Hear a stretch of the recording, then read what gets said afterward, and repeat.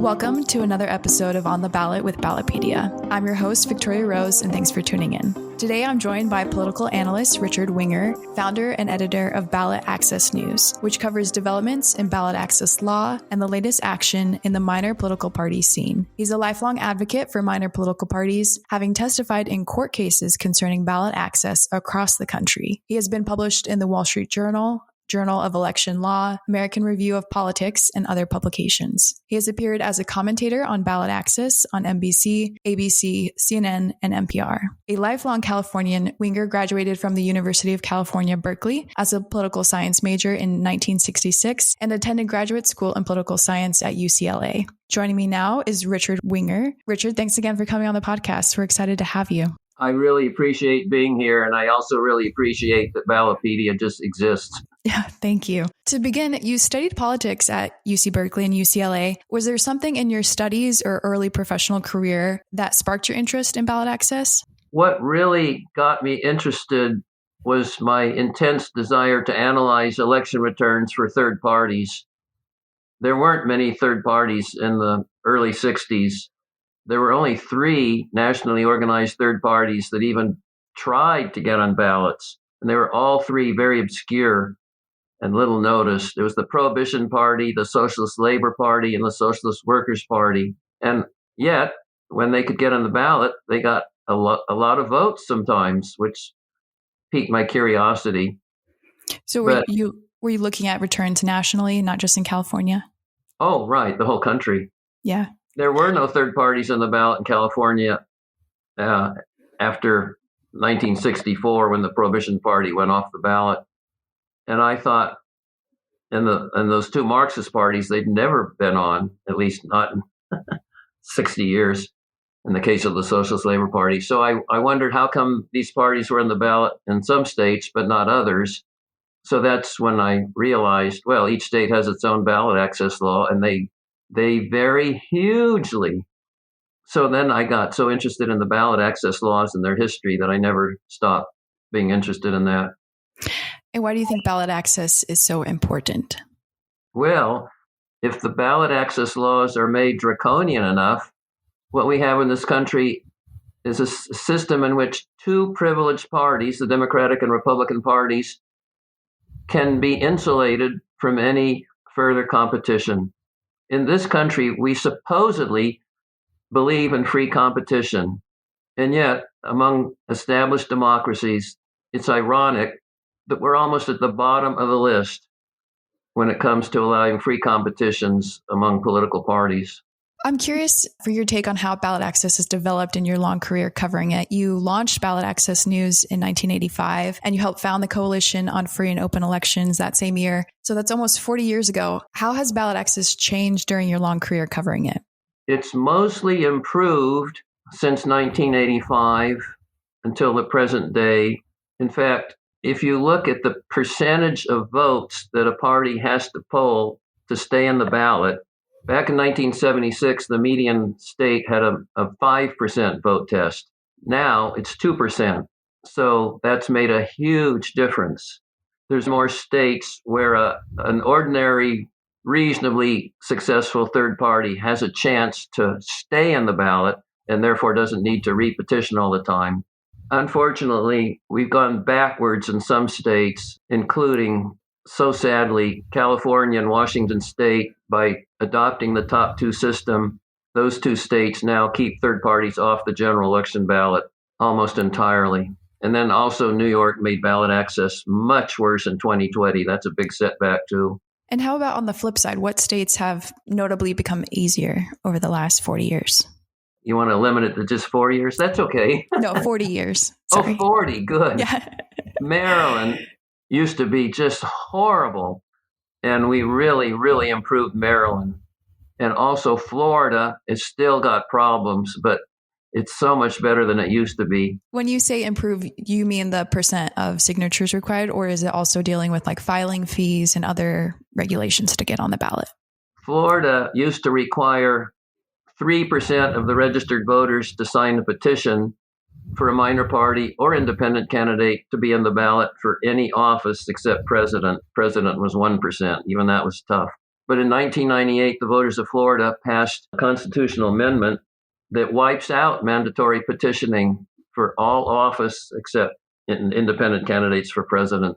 So now there's no petitions in Florida, but there are giant filing fees. The filing fee for U.S. House is over $10,000. Still aren't very many minor party candidates on the ballot in Florida, but there's a lot more than it used to be. There was a complete absence of minor parties on the ballot in Florida, setting aside president, all the way from 1930 to 1974. And even after that, there were only 2 successful third-party petitions under that old regime. Is there one state that historically has seen the most minor parties get on the ballot? Well, if you're including independent candidates and you're talking about which states tend to have crowded ballots, Tennessee is classic. In Tennessee, an independent candidate only needs 25 signatures and no filing fee. Tennessee has lots of independent candidates, except for president, it's 275. Another state with crowded ballots is New Jersey, because the statewide minor party and independent petition is only 800 signatures. And for district office, it's only 100. So those 2 states, Tennessee and New Jersey, invariably have the most minor party and independent candidates in the ballot, especially for Congress. Very interesting. As I mentioned at the top, you have testified in a couple different court cases over the years involving ballot access. How did your involvement in those cases come about? The first court case I testified in was in my own state. That was a lawsuit filed in 1973. Vincent Hallinan, I don't know if you probably never heard of Vincent Hallinan because you're so young. Sorry, no. Very famous radical attorney in San Francisco.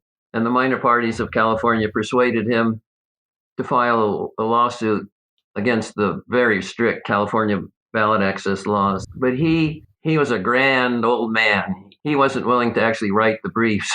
So I just wrote them myself. And I hadn't any training at all, but I just got copies of briefs from other similar cases, and I just got into it. What have some of the outcomes been of those cases that you've been involved with? They aren't all ballot access. I testified in court in New York City in a Green Party case that we won the point that voters had a right to register into an unqualified party if it was active. What's my favorite? It'll take me a second, but this is a good question. Georgia has by far the worst ballot access law in the country, and I hope we'll have time to get into that. Nevertheless, we did make it a significant improvement in Georgia in the early 80s. So I guess I'll pick out that case. The upshot is the Libertarian Party of Georgia is safely in the ballot in Georgia for all the statewide offices. It needs no petitions. All they have to do is keep getting about 2% of the vote every 2 years for one of the statewide offices. And they always do. So you always see libertarians in the ballot for all the statewide offices. But the law is so insane. For district office, the libertarians are not on the ballot. And if they want to be on for U.S. House, and they so badly wanted to be on last year against Marjorie Taylor Greene, but the trouble is you need about 27,000 signatures. And we have a lawsuit pending against this case. We had affidavits from 20 people who made serious attempts. No third party has been able to overcome this law since it was passed in 1943. That's a terrible record. I want to talk about Georgia badly, even if you don't ask. Let's get into it. So it's still on the books and it's being challenged right now. Yeah, we won in the U.S. District Court. And then the 11th Circuit reversed it. And I must say, we were very unlucky in the panel. One of them was a former Attorney General of Alabama, and one of them was a former Solicitor General of Georgia. Those 2 judges have never ruled against the state in an election law case of any kind. But we still have a chance. The equal protection argument was not adjudicated earlier. So we're going back to the U.S. District Court and working on that. If the founding fathers knew that someday there would be a state where you had to be a Republican or Democrat to run for U.S. House, which is in reality, that's the way it is, they'd be shocked because they wanted the U.S. House to be the most democratic branch of the federal government. And yet you have to be a member of one of 2 organizations or you can't run. And has there been any effort to lobby? I mean, I know Georgia is a Republican trifecta, meaning Republicans control the legislature and the governorship. Has there been any effort to lobby the legislature to change the law? Many, many, many times over the last 30 years. For a while, the bills, it would pass one house, but not the other. And then the opposite. Then it would pass the other house. Switching gears here, I cover ballot measures here at Ballotpedia, and on my team, we've seen an uptick in the number of measures related to ranked choice voting, top 4, top 5 primaries, and approval voting. So my question is, how do you see these electoral changes impacting ballot access? The people who are sponsoring top 4 and top 5 have been oblivious to the harm that they're doing. Every single initiative for a top 4 or a top 5 ballot measure fails to recognize that when parties don't have nominees, third parties can no longer stay in the ballot by polling a certain share of the vote for one of their nominees. So they get knocked off the ballot. And the people who sponsor these things, they will not even acknowledge this point. You can't communicate with them. Top 4, top 5 is pretty good for minor parties and legislative races, but the evidence shows top 4 and top 5, even though they sound generous, will keep all third party and independent candidates off the ballot for governor and senator. You also noted that it didn't work out as planned within the Alaska elections this past year. Well, Alaska's kind of funny. Everybody claps and celebrates it. But what happened in Alaska? All the incumbents were reelected. Well, what happened in the country in 2022 in general? All the incumbents were reelected. For governor, only one incumbent governor was defeated. And for Senate, 2020 is the first election year in history that not a single incumbent U.S. senator lost. So I'm not mad at the Alaska system, and I admit it's quite good for minor parties and legislative races, but it does keep libertarians and other third parties off the ballot for governor and senator, which it did this time. Under the old system, there would have been libertarians on the November ballot for those offices. Let's talk more about ballot access news. How do you go about finding your stories that you post and identifying different trends that you're covering? Well, it depends on where we are in the cycle. In election years, there's a lot more lawsuits pending. There's a wonderful service called Pacer. Have you ever heard of Pacer? Yes, yeah. Good. Well, it costs money, but anybody like me can look at any federal court case and see all the filings. That's great. In the odd years, like now, the big thing is bills in the legislature. And I know Ballotpedia is tracking election law bills. We actually just launched a election legislation tracking tool that does list all the bills and categorizes them, and our readers and listeners can go and sort through their state's election bills. This is something we launched in July. Speaking of laws, I know a lot of state legislatures have just come back into session. Are there any particular laws that have been introduced so far that you're keeping an eye on? Well, it's very depressing. I may be missing some things, but so far the only ballot access bills I know about are bills to make things worse.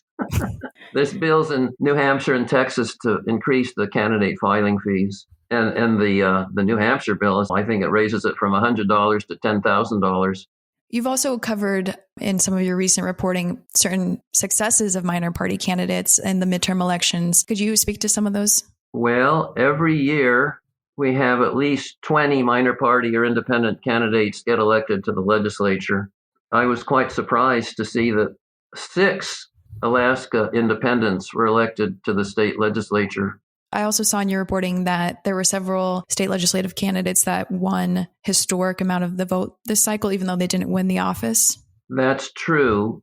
In 2002, I put up a chart showing what's the biggest percentage for a minor party candidate for state legislature since World War II. So every once in a while, another state, somebody exceeds the record that I had figured out 20 years ago. So that's like West Virginia. A party organized only in West Virginia called Americans Coming Together got 39%. That was a record for West Virginia, which hasn't elected a third party or independent legislator since 1906. It's been a while. My final question for you is, what would be your sales pitch to an everyday American who might not follow ballot access for why they should start paying attention?